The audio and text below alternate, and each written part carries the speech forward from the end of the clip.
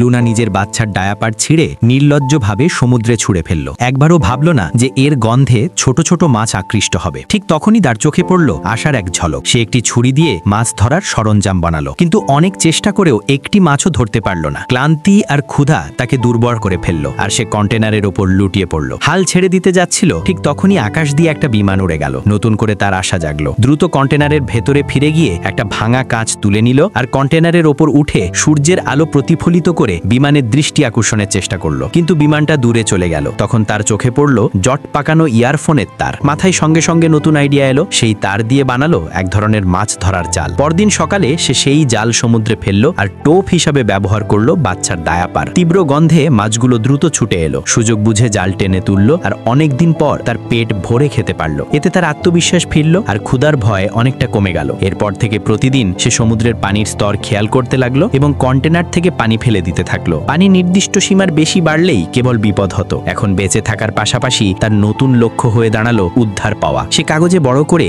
SOS লিখে প্লাস্টিকের বোতলে ভরে একে একে সমুদ্রে ভাসিয়ে দিল। আশা করলো কেউ না কেউ সেটা খুঁজে পাবে। ধীরে ধীরে পানির স্তর কমতে শুরু করলো। পরিস্থিতিও কিছুটা স্বাভাবিক হলো, কিন্তু এক রাতে হঠাৎ জোর শব্দে তার ঘুম ভাঙলো। বাইরে এসে দেখলো শব্দটা আসছে ভেসে যাওয়া একটা কন্টেনার থেকে। ঠিক তখনই তার মোবাইল চালু হয়ে গেল এবং সেখানে এলো জ্যাকের কল। কষ্ট করে ফোন আনলক করে লুনা তার স্বামীর শেষ মেসেজটা পড়ল। জানা গেল সীমান্ত পেরোনোর সময় জ্যাক ধরা পড়ে গিয়েছিল এবং পালানোর চেষ্টা করায় তাকে গুলি করে মারা হয়। মৃত্যুর আগে সে লুনাকে শেষ বিদায় জানিয়েছিল। এ খবর শুনে লুনা ভেতর থেকে ভেঙে পড়ল, কিন্তু নিজের নবজাতক সন্তানের জন্য হাল ছাড়ল না। 26তম দিনে পানি এতটাই বেড়ে গেল যে তাদের ঘুমানোর জায়গা পুরোপুরি ডুবে গেল। চাপ এত বাড়ল যে কন্টেনার থেকে আর পানি ফেলা সম্ভব হলো না। এখন তাদের একমাত্র উপায় ছিল কন্টেনারের ওপরেই থাকা, কিন্তু এটাও সাময়িক সমাধান ছিল, কারণ ধীরে ধীরে গোটা কন্টেনারটাই ডুবে যাচ্ছিল। এই ছেলেটি একটি ছোট মেয়ের হাত ধরে আর দেখে তার হাতের আঙ্গুল ভাঙা। এরপর সে একটি আইসক্রিম খায় আর সেটার কাঠি এবং মেয়েটির মাথার রাবার ব্যান্ড দিয়ে আঙ্গুলটিকে বেঁধে দেয়। এই ছেলেটির নাম ছিল ডেভিড, আর সে মেডিকেলে লেখাপড়া করে। এরপর সে মেয়েটির কাছে টাকা চায়। তখনই মেয়েটির বাবা চলে আসে আর তাকে সাথে নিয়ে চলে যায়। এরপর মেয়েটি আর তার বাবা হসপিটালে আসে। ডক্টর তার আঙ্গুল দেখে বলে এটা না বাঁধলে তার আঙ্গুলের অনেক বড় ক্ষতি হতে পারত।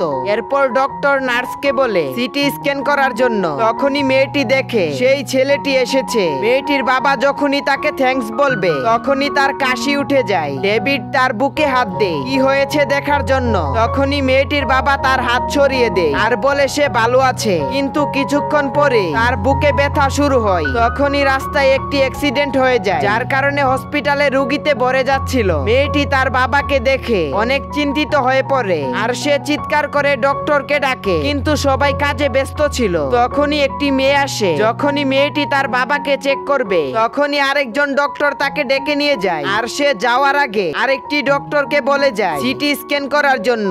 এরপর যখনই তারা লিফট দিয়ে যাচ্ছিল তখনই মেয়েটির বাবা অজ্ঞান হয়ে যায়। সাথে সাথে ডেভিড আর ডাক্তার মিলে তাকে বের করে এনে মাটিতে শুইয়ে দেয়। ডাক্তার দৌড়ে জিনিসপত্র আনতে যায়। এদিকে ডেভিড তার বুকে হাত দেয় আর বুঝতে পারে তার হার্ট কাজ করা বন্ধ করে দিয়েছে।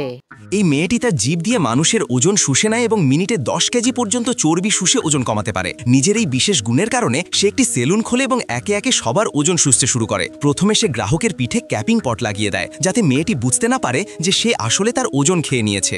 একদিন যখন সে চর্বি খেতে যাচ্ছিল ঠিক তখনই একজন পুলিশ এসে তাকে ধরে দড়ি দিয়ে বেঁধে ফেলে।